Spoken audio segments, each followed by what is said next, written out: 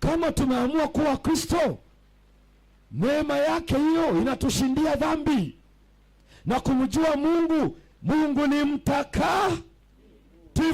Waambieni wawe watakatifu. Halafu mtu anakuja anatuambia hakuna mtakatifu, wote ni wadhaifu, Mungu anajua atakavyotuokoa. Biblia gani hiyo tunasoma? Ya wapi hiyo? Yaani tuokolewe tuendelee kuishi kama Wahehe kabisa?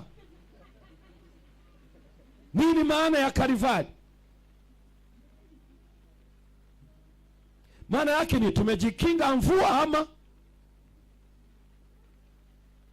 Na maisha yetu yamekuwa mabaya kwa sababu hayana radha kwa mtu yeyote. Tukikutana katika mambo ya kihehe, hawaoni Mkristo yeyote mahali hapa. Alafu baadaye unamwambia karibu Yesu anakuja. Anasema kama anakuja ukiwa hivyo hivyo, ngoja mimi nibaki hivyo hivyo, tutaendaga hivyo hivyo.